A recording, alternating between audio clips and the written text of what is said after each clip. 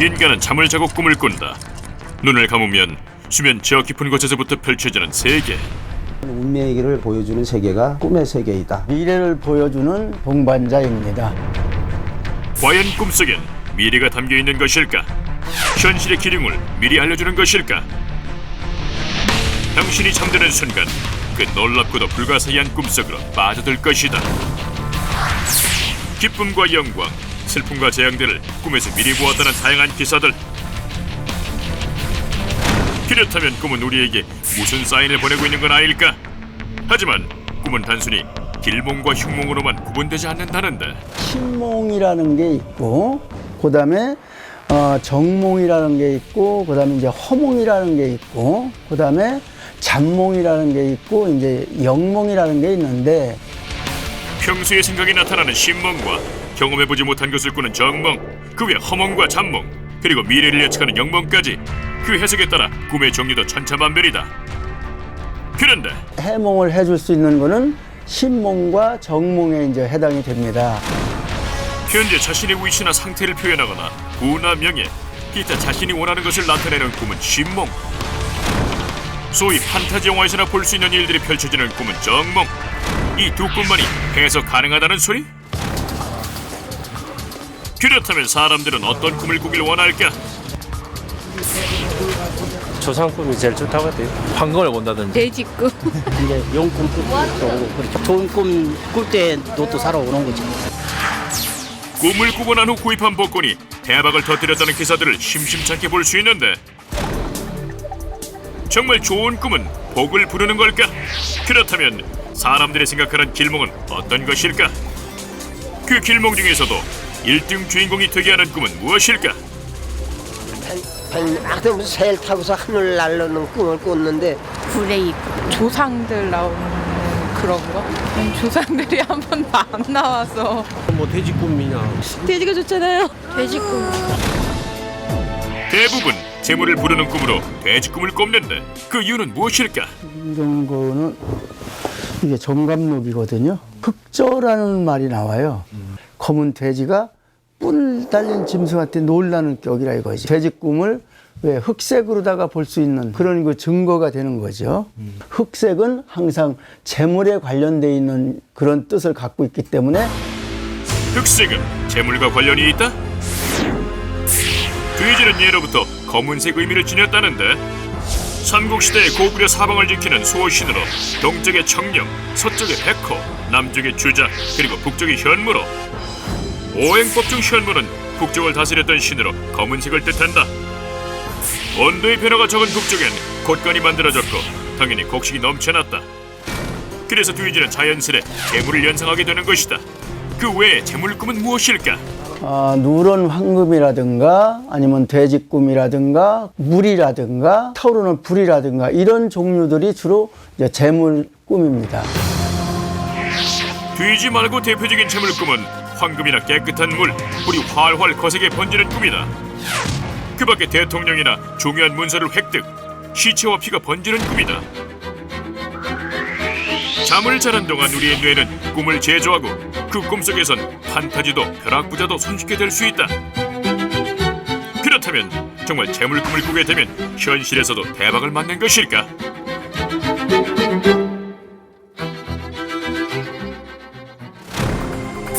정말 돼지나 황금 같은 재물 관련 꿈을 꾼 사람들은 복권 당첨 주인공이 될 수 있는 것일까? 금덩어리 5개를 제가 이렇게 간지러 오는 꿈을 꿨어요. 큰 뭐 가무치를 잡았다고 하는데 쓰레기통을 막 뒤지는 꿈? 돼지 꿈 꿨는데요. 한번 와라 알았는데 그리고 깼어요. 그래갖고 혹시나 해서 와봤습니다. 제작진은 재물 관련 꿈을 꾼 사람들을 대상으로 직접 테스트를 해보기로 했다. 4명에게 복권을 나눠주는데 과연 이들 중에 꿈처럼 1등이 나올 수 있을까? 그 후 복권 발표 당일날 당첨 번호를 확인해보는 제작진. 과연 복권을 나눠준 그들 중에 대박의 주인공이 있을까? 먼저 가물치 꿈을 꾼 사례자에게 확인해본 결과, 예, 어떻게 결과가 좀 좋게 나오셨나요? 5천원짜리 맞았습니다. 받은 것 중에 하나 나왔고요. 제가 산 것 중에 하나 나왔고요. 당첨된 복권이 또 있다? 10,000원어치 샀는데요. 10게임 샀는데요. 2게임 된 거죠. 결과가 어떻게 좀 꿈하고 좀 연관 있다고 생각하세요? 네, 믿습니다. 그렇다면 다른 꿈을 꾸었던 나머지 실험자들은 어떨까? 당첨되신 거는 있으세요? 4개 맞았다고요. 5,000원짜리밖에 안 됐어요. 제가 산 거밖에. 4개 맞은 거가 2개인가 있더라고요. 4개 맞은 게 2개 있으시다고요? 꿈의 덕을 좀 보신 것 같으세요? 이제 좀 더 기다려봐야죠. 실험 결과 큰 금액은 아니지만 모두 다 당첨된 건 그들의 꿈덕택일까?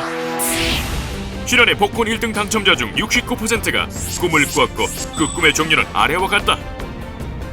1등 당첨자 중 가장 많이 꾼 꿈은 다름 아닌 조상꿈, 무려 39%나 된다. 꿈에 조상님이 나타나면 복권 1등 당첨의 행운은 남의 일이 아닌 내 일이 될 수 있는 것일까? 조상도 조신 길몽이 있고 흉몽이 있고 이렇게 나눠지는데 돌아가신 조상이 이 하얀 옷도 아니고 아주 거지 같은 누더기 옷을 입고 계셨다. 그 묘를 빨리 이렇게 뭐 그 전문가를 데려다가 한번 이렇게 감정을 해보고 이장을 해드린다거나. 복권 1등 꿈인 조상 꿈도 모두 길한 것은 아니다. 그때 제작진 앞으로 조상 꿈으로 인해 오히려 고통을 받고 있다는 한 통의 제보. 네, 안녕하세요. 네. 저희는 미스테리 블랙홀 방송 제작팀인데요. 예. 조상님 꿈 때문에 고통받고 있다고 글 올리신 분 맞으신가요? 네, 맞아요. 제가 올렸어요. 제보자를 찾아 달려간 제작진. 40대 중반인 그녀는 어느 날부터 편안했던 잠자리가 가시방석이 되기 시작했다는데 아버님 뵌 적은 없지만 어느 날 꿈을 꾸게 됐어요. 평범한 일상을 보내고 있던 제보자. 그런데 몇 해 전부터 잠을 자면 꿈에 시달리기 시작했다는데 한 번도 본 적 없는 어르신이 꿈에 나타나 편안해야 할 수면을 방해했다는데 아니, 잘 이렇게 뻔뻔한 년이 어딨어? 아니, 놈은 잘 자면 되는 거냐? 아니, 내가 죽다고 했지 않느냐? 얼굴을 본 적 없는 시아버님이 매일 밤 꿈에 나타나 그녀를 혼내고 길몽이라는 조상 꿈은 오히려 고통을 더하는 흉몽으로 다가왔다는데 왜 시아버님은 꿈에 나타난 걸까?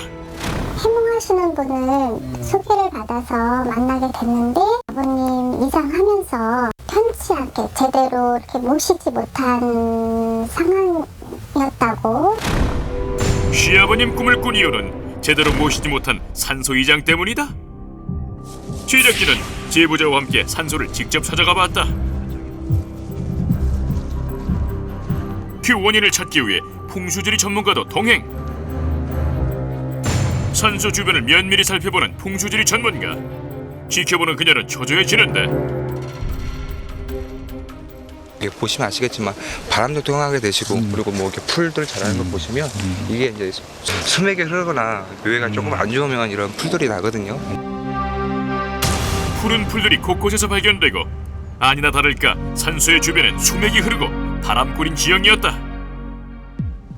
자손들은 이제 더 좋은 곳에다 모셔드리고 싶었는데 정작 이제 본인 이제 돌아가신 분은 그 자리가 불편했던 거죠. 그래서 이렇게 꿈에 나타나셔서 일러주시고 그러신 것 같아요. 놀라운 사실에 더욱더 안타까워하는 제보자. 그 이유는 편하게 해드리려고 입장했는데 또 결과적으로는 또 이 자리도 불편하셨던 것 같아요. 좋은 의미로 또 기도해드리고 했으니까 저희 조상님들이 이제 좋은 모습으로 계시는 모습으로만 이렇게 좀 꿈을 보여주셨으면 좋겠어요. 얼굴도 못 본 시아버님의 꿈속에서의 호통. 그 이유는 정말 꿈을 통해 묘토의 불안함을 알려준 것일까? 그렇다면 왜 같은 조상 꿈인데도 불구하고 흉몽과 길몽으로 나뉘는 것일까?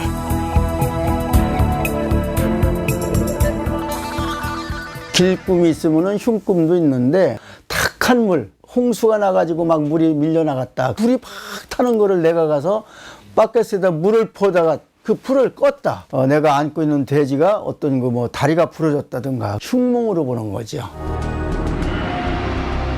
대표적 길몽의 상징인 불과 물. 하지만 경복궁이 불타는 모습을 꿈에서 보고 임진왜란을 예지했던 유성룡의 꿈속의 불은 재앙이었고 쓰나미를 예지한 유세놀이의 꿈도 이렇듯 꿈은 상징이 아닌 상황에 따라 길과 흉이 나뉘는 것일까?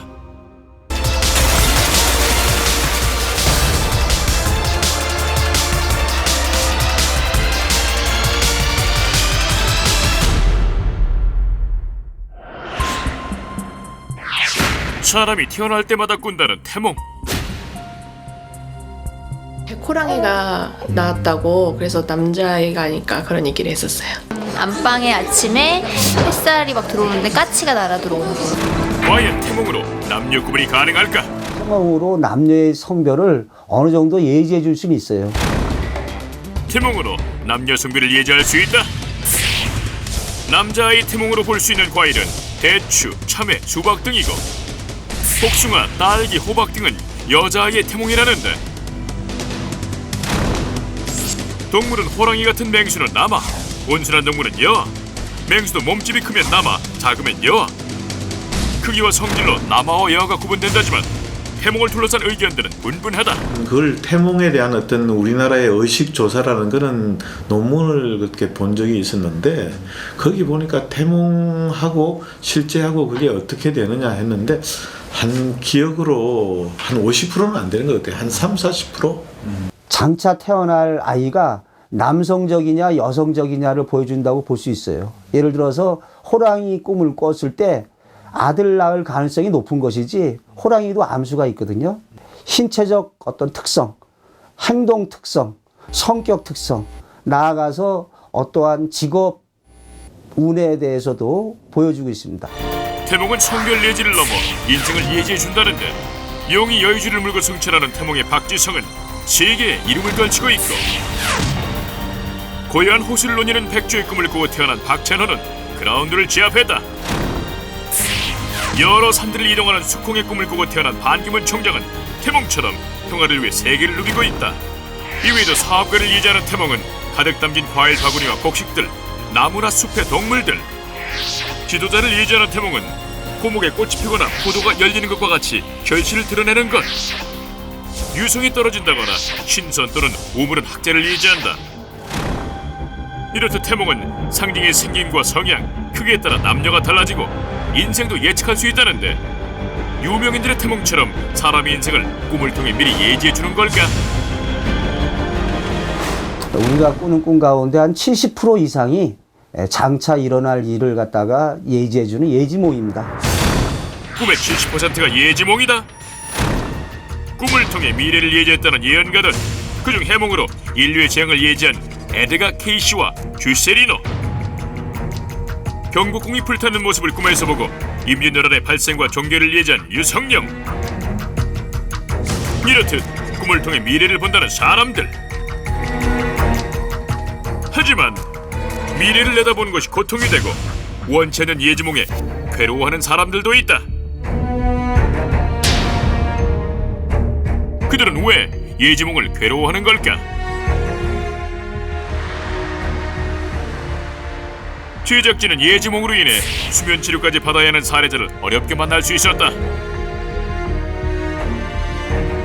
그녀에겐 무슨 사연이 있는 것일까?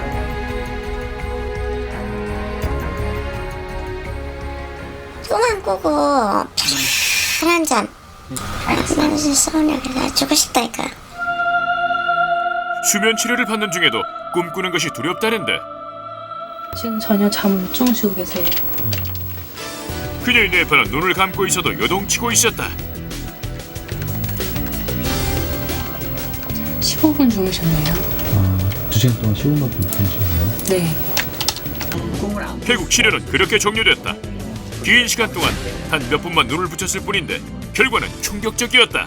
자는 동안에 막 쫓기고 식은땀을 흘리고 뭐 자기가 죽는 꿈을 꾼다든가 해서 누가 봐도 꿈 내용상 악몽이라고 생각하는 거는 그거는 분명히 꿈수면에 문제가 있는 장애가 있다고 생각하시면 될 것 같아요.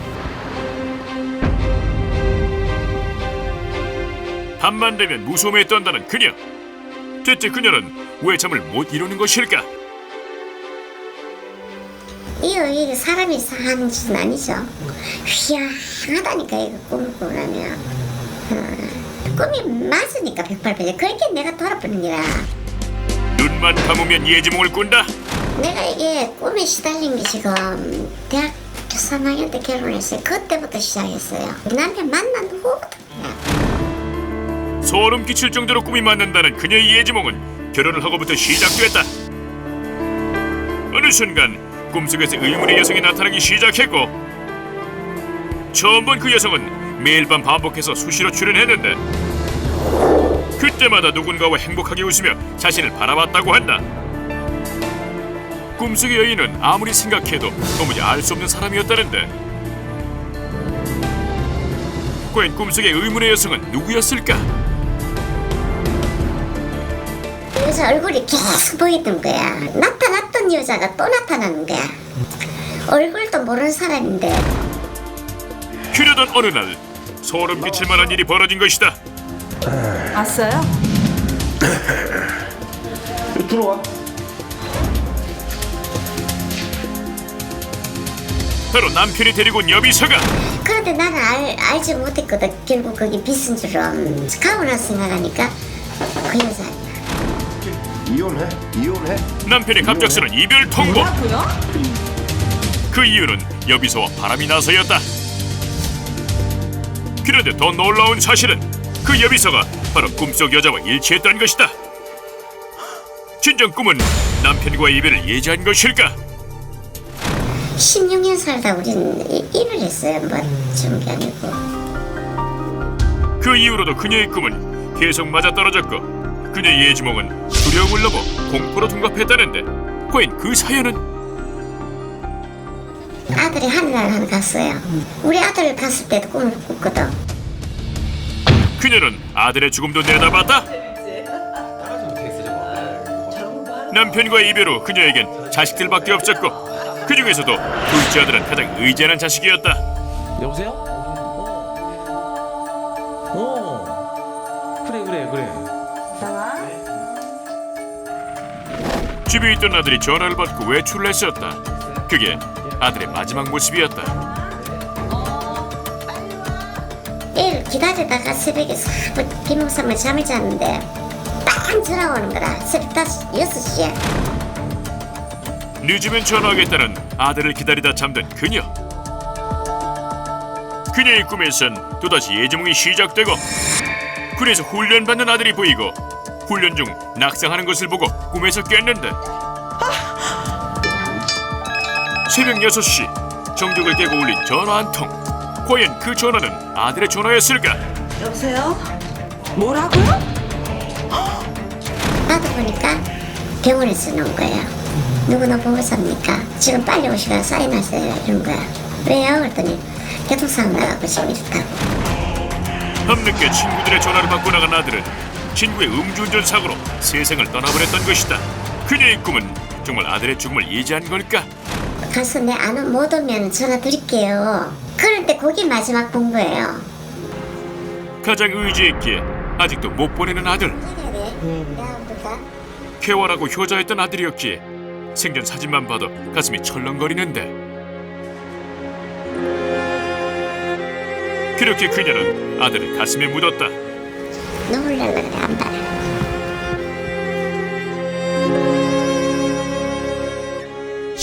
하지만 그녀의 예지몽은 거기서 끝나지 않았다. 그녀의 꿈은 남편과 아들의 이별뿐 아니라 자신에게도 적중하고 있었다. 7년 전 대장암 진단을 받은 그녀. 최근까지도 그와 관련된 꿈을 계속 꾸고 있다는데 이게 뭔가요, 언니? 이게요. 어제 대장 그 1년 추적 7년 차 그 추적 검사했는데 어제 그 꿈꾼대로 어제 그 꿈꾼대로 어제도 예지몽을 꾸었다? 어젯밤 꿈속에서 그녀는 어디론가 빈 수레를 끌고 가고 있었다고 한다. 그런데 갑자기 수레가 무거워지고 결국 더 이상 끌지 못하고 멈추고 마는데 텅 비어있던 수레에 아이 2명이 타고 있는 게 아닌가? 수레에 탄 아이 2명. 그녀의 꿈은 무엇을 예지한 것일까? 용적이 2개 있다 그랬어요. 그래서 그 결과 어제 그 진찰 확인서예요. 놀랍게도 검사 결과 용종 2개가 발견. 그 꿈은 이를 예지한 것일까? 근데 놀래지는 않았어요. 슬펐지. 꿈이 너무 맞으니까. 어머니한테 꿈이 맞는 게 슬픈 예, 나는 이 꿈이 맞으면 내가 슬퍼요. 꿈이 맞는 거지. 더 슬픈 거예요. 네, 그게 슬픈 거죠. 병보다 꿈이 자신의 일생을 미리 본 그녀. 진정 예지몽일까? 꿈을 꾼다는 내용은 사람의 일상생활에서 매우 중요한 현상입니다. 그러니까 즉 신경생리학적으로 낮에 받은 손상을 치료를 하는 그 시간이 되겠죠. 나쁜 기억들이나 안전에 위해되는 정보들을 뇌에서 처리를 하다 보면 데이터를 잔뜩 집어넣고 앞으로 어떻게 될까요 하고 이제 그 예측을 하게 되는 그런 그 수학적인 확률이 꿈속에서도 이제 일부 보이게 되는 것이죠. 다가설수록 신비한 세계 예지몽. 이는 단순한 신체적 반응일까? 앞니를 예고하는 사인인 것일까?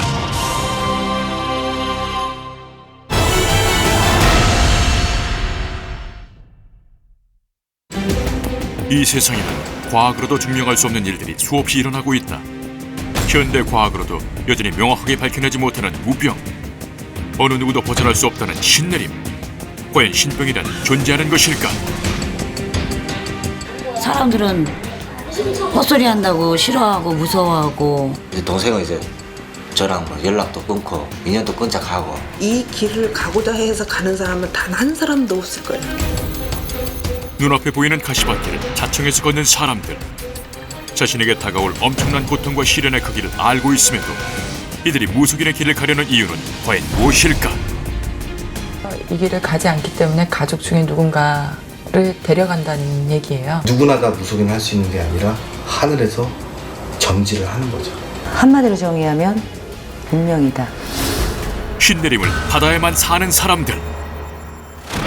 자연현상의 두려움을 느껴 하늘에 제사와 기도를 드렸던 샤머니즘.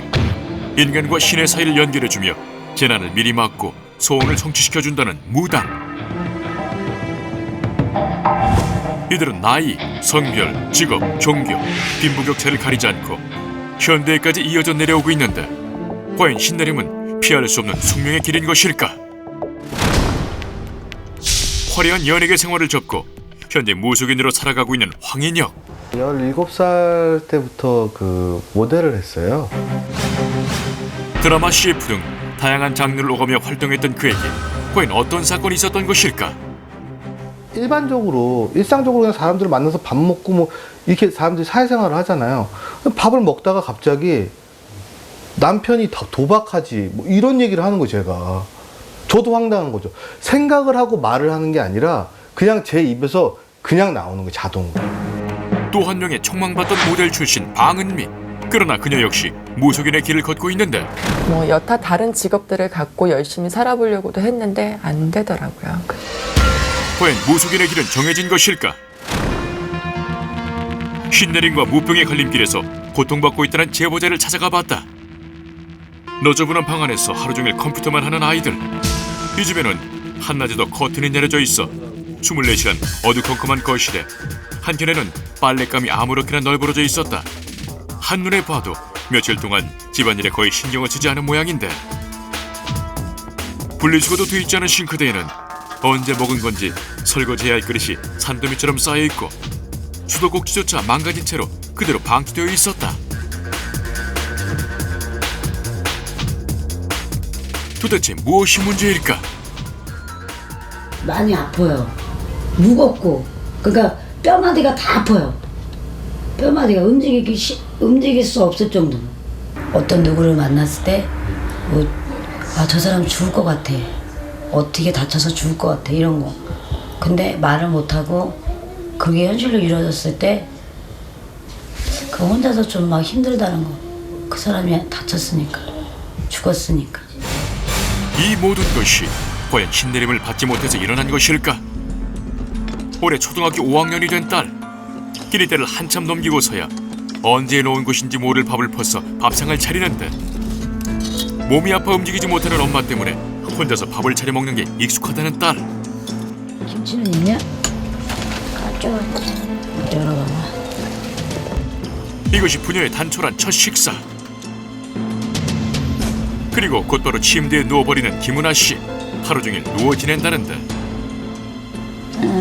귀찮아요. 머리도 아프고. 밥 차리는 것도 모자라 밥 먹은 뒷정리까지 하는 마음씨 예쁜 딸아이. 네가 나 치워? 엄마가 안 치워? 엄마는 거의 안 치워. 왜? 아파서. 집에서 하루 종일 누워만 지낸다는 김은아 씨가 갑자기 바빠졌는데 생수 어딨어?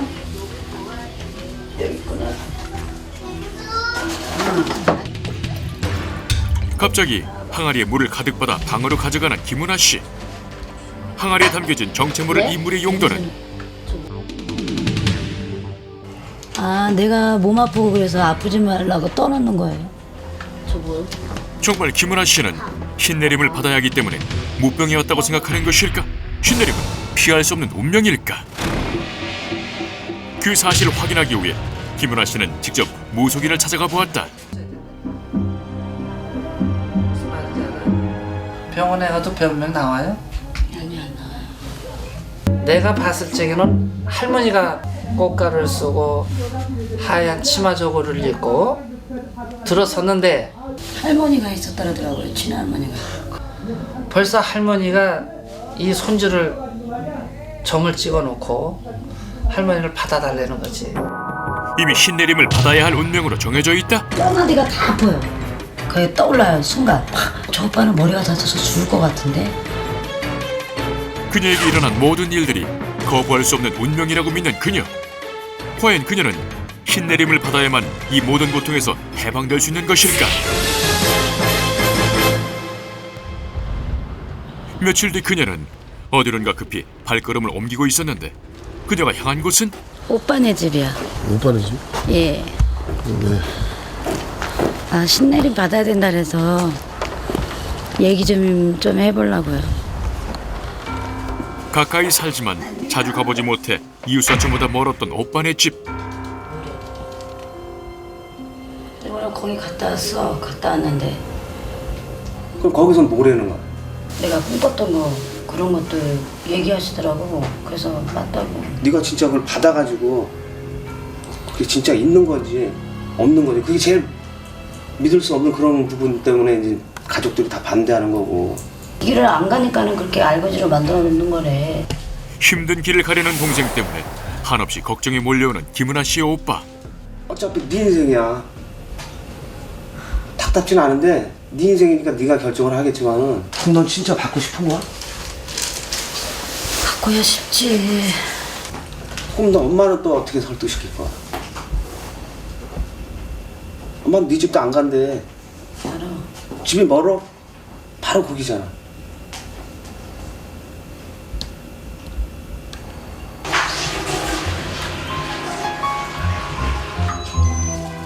이때 집으로 돌아온 올케.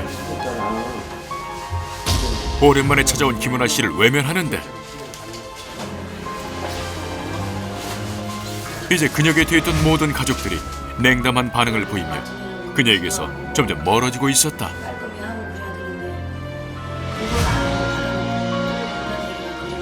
안 만나려고 했었어요. 그냥 피하려고. 이상하게 얘를 만나면은 싸워요. 가족 자체가 얘를 피해 지금요. 다. 그날 밤 김은아 씨의 집. 딸아이는 그날따라 기분이 가라앉은 엄마에게 앨범을 보여주며 좋았었던 때를 함께 추억하고 있었다. 누군지 알아? 응. 누구야? 니네 아빠 보고 싶냐고. 있는 그대로의 김은아로, 엄마 김은아로 그녀를 온전히 받아들이고 이해해주는 사람은 오직 딸아이 한 명뿐이었다. 어쩔 수 없잖아요. 어쩔 수 없어. 근데 안 하면 좋겠는데 아프니까 해야 되잖아요. 착해요. 엄마 아프다고 지 어린 것이 하기 싫은 거 다 하고. 벌써 철이 들어버린 어린 딸을 보면 미안하고 대견한 마음뿐인 김은아 씨.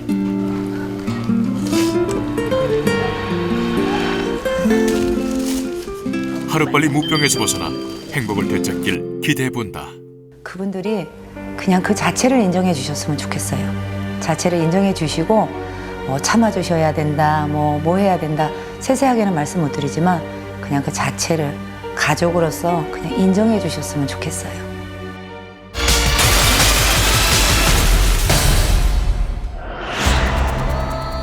어느 날 갑자기 평범한 일상 속에서 날벼락까지 떨어진 무병. 매일 고통 속에서 살고 있다는 오대호 씨. 그리고 또 한 명의 살해자. 이미 무병을 크게 앓고 신을 받아 무속인으로 살고 있다는 김강하 씨.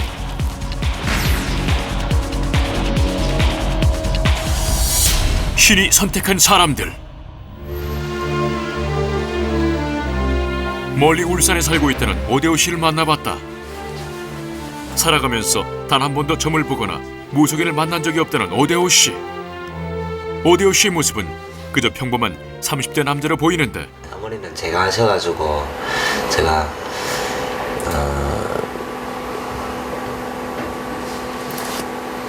뭐 연락은 거의 안 하고 지냈었고 어렸을 때부터 이제 어머니는 집을 나가셔서 사셨으니까 그러니까 제가 되게 어릴 때 나가셨었거든요. 단란했던 가족. 그러나 어머니의 가출과 갑작스런 아버지의 죽음으로 불우했던 어린 시절을 보낸 오대호 씨. 세상에 두 남매만 덩그러니 남아 서로를 의지하며 살 수밖에 없었다는데 그러나 어느 날부터 오대호 씨가 갑작스럽게 이상 행동을 하게 되면서 동생은 무서운 마음에 큰 결심을 했는데 처음부터 오는 게 아니고 병원에 입원시켰었어요. 정신병원. 저한테 오빠가 전부니까 오빠 잘 되라고 그렇게 한 건데 이게 좀 되게 미안해요.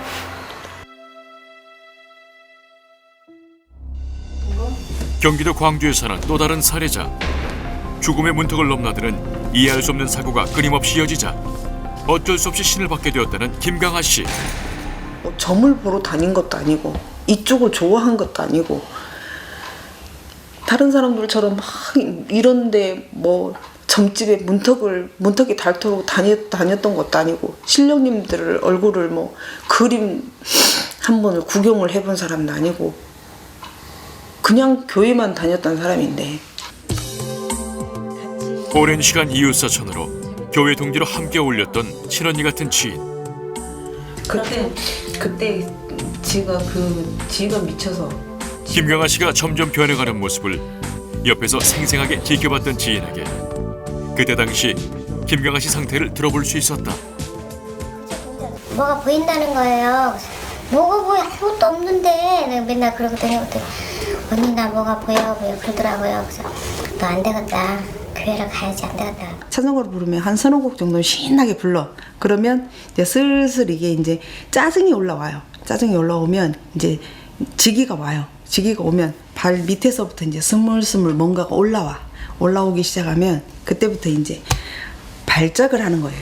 집안에 그러니까 뭐 고조가 됐던 혹은 뭐 조부가 됐던 그 대열에서 그 공을 많이 들이셨다거나 또 혹은 무당이셨던 분이 계시거나 했을 때 무당이 계셨던 집안 또 혹은 기도를 많이 올렸던 집안 또 그런 곳에 그런 집안에서 많이 나오죠.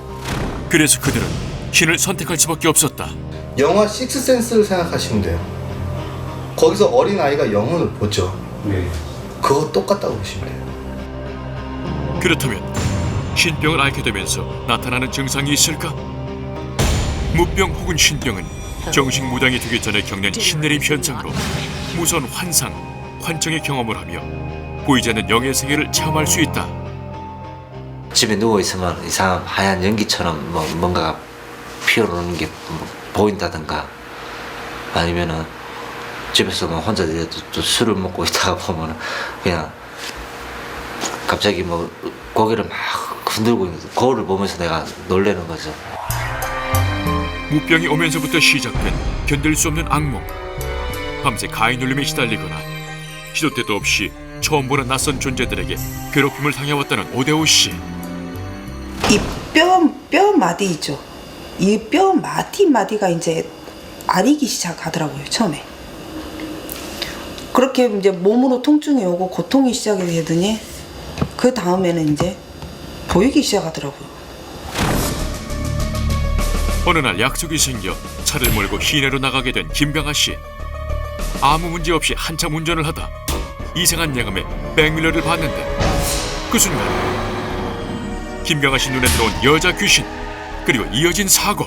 고통이라는 거를 줘야지만이 몸이 아프거나 또 내 몸에 이상 증세를 보이거나 했을 때만 좀 인정하고 또 그 고통에서 벗어나기 위해서 그걸 알아보려는 노력을 하니까 고통을 주신다고 지금은 그렇게 말씀드릴 수 있지만 저도 예전엔 참 의문스러웠었어요. 근데 당연한 과정이에요. 이제 무당이 되는 과정에서는. 고통을 겪어야 알게 되는 신의 존재. 기독교다 보니까 교회에서 기도에만 매달리고 기도원 같은 데 가서 뭐 금식기도 같은 데 가서 뭐 기도 하나님 예수님 찾고 이해할 수 없는 사고들의 연속으로 신앙에만 매달렸던 김강아 씨. 그러나 이미 돌이킬 수 없을 정도로 몸은 만신창이가 되어버렸고 급기야 옥상에서 떨어져 척추뼈가 모두 주저앉는 사고 발생. 시간이 가면 갈수록 안 좋은 일도 생기고 사고도 많이 생기고 아빠랑 사이도 이렇게 불화 같은 것도 자주 생기고 그렇게 좀 집안이 시끄러웠어요. 안 좋은 일이 계속 일어나자 머리도 식힐 겸 잠깐 옥상에 올라간 김강아 씨. 찬 공기를 마시며 바람을 쐬고 있는데 갑자기 무언가에 떠밀리듯 어떤 힘에 이끌려 3층 옥상에서 떨어지고 마는데 머리를 다치고 나서 그 뒤에 한 몇 개월 후에 한 달 반 사이에 사고가 4번 정도가 났어요. 교통사고가. 그러면서 너무 이게 무서울 정도로 겁이 덜컥 날 정도로 이렇게 한꺼번에 몰아치는 거예요. 단란했던 가정을 한순간에 무너뜨린 믿을 수 없는 사건의 연속. 그러나 더욱 심각한 문제는 이러한 거부가 계속될수록 아이들의 건강이 점점 나빠졌다고 하는데 내가 안 받고 버티니까 가족은 둘째치고 이게 자식한테 가더라고요. 자식한테요? 내 자식한테, 자식들한테 가더라고요. 28인가 9살 때는 다리도 마비가 한 일주일 정도 왔었었고 그 마비가 오기 전에는 골반이 자기 마음대로 그냥 움직이더라고요. 그러더면 다리 힘이 안 들어가고 하루하루를 고통 속에서 버티듯 견디며 살아온 어느 날 갑자기 이유를 알 수 없는 다리 마비가 찾아왔는데 이 모든 것이 신내림을 받지 않아 찾아온 무병 때문이라고 생각하는 오대호 씨. 이제 뭐 무병 때문에 그렇게 됐는 건지는 몰랐고요. 알아보기 위해서 이제 갔는데 그게 다 이제 뭐 신병이었고 무병이었고 그래서 알게 된 거죠. 이유를 알 수 없는 이상 행동과 원인 모를 무병 그리고 참아내기 힘든 환청과 환각. 과연 신내림을 받으면 이 모든 게 없어질 수 있을까?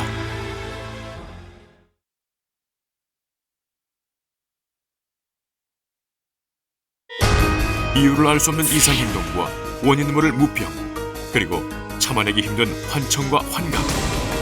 과연 신내림을 받으면 이 모든 게 없어질 수 있을까?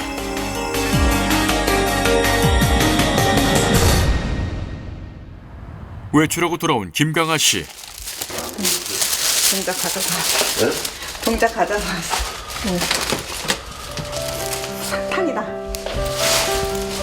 자신 안에 모시고 있는 동자신을 위해 정성스럽게 과자를 쌓아놓는 김강아 씨.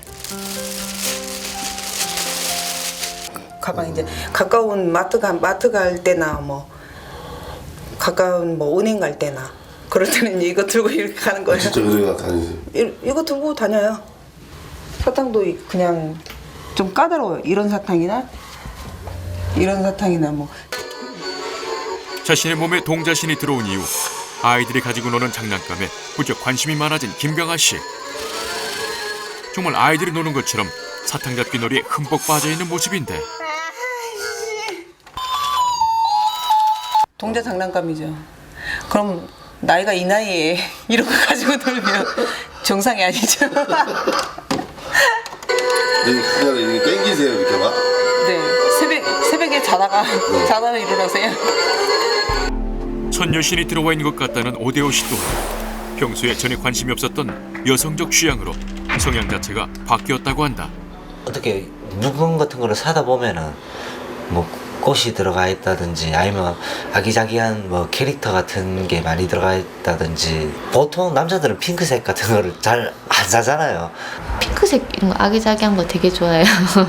그래서 벽지도 오빠가 이제 골라놓은 것 중에 제가 고른 거예요. 이제 거진 다 이제 꽃무늬 이런 거 그리고 이제 커튼도 그렇고. 신이 가까이 접신이 되면서 더 많은 역할들을 하는 거죠. 영향력을 미치는 거고. 그래서 안 사던 물건도 더 많이 사게 되고 향수도 더 많이 가지고 싶고 색깔도 조금 더 화려하고 지저분한 것보다 깔끔한 거, 큰 것보다 작은 거, 아기자기하고 귀여운 걸 많이 치우치게 되는 경향이 많습니다. 이 세상에는 신내림을 받아야만 살아갈 수 있는 운명이라는 게 정말 정해져 있는 것일까? 나약한 인간의 힘으로는 도저히 거부할 수 없는 숙명이라는 절대적인 이름 아래 신내림을 받아야 하는 자에겐 원인을 알 수 없는 무병이 주어지고 신내림을 거부하는 자에겐 이유조차 알 수 없는 어처구니 없는 사고의 연속으로 평생 지울 수 없는 상처를 입히기도 한다. 때론 취향까지 마음대로 바꿔놓으며 인간의 인생을 송두리째 흔들어버리는 신내림이라는 이름, 그리고 신내림을 받아야만 살 수 있는 사람들. 안 만나려고 했었어요. 그냥 피하려고. 아, 오빠가 그렇게 힘들었구나 이런 생각을 하면 좀 많이 애처롭고 불쌍하기도 하고. 이제 힘들게 살아야 되니까 일반 사람들하고 다른 삶이잖아요. 같이 살아가는 그것 하나 때문에 이 신이라는 존재를 저도 그렇고 동생들도 받아들일 수 있었던 것 같아요. 그렇다면 과연 우리들은 신내림이라는 현상을 어떻게 받아들이는 게 좋을까? 믿음이라고 하는 것은 결국 그 스스로가 갖는 그 어떤 종교적인 개념이지 않습니까? 그러니까 그것을 자기가 꼭 받아야 되는 것이라고 받아들이게 되면 정말 받게 되는 것이고, 만약에 그거를 다른 쪽으로 풀 수 있다고 생각하면 또 풀 수 있는 거 아닐까요? 수십 년 동안 원인 모를 병의 고통에 시달리며 힘겨운 하루하루를 보낸 사람들. 그러나 이 모든 것들은 여전히 풀리지 않는 미스터리이자 오랜 세월 동안 내려왔던 현상이기에 나 자신을 정확하게 알고 현명하게 받아들이는 것만이 인생을 살아가는 지혜로운 방법이 아닐까 생각해본다.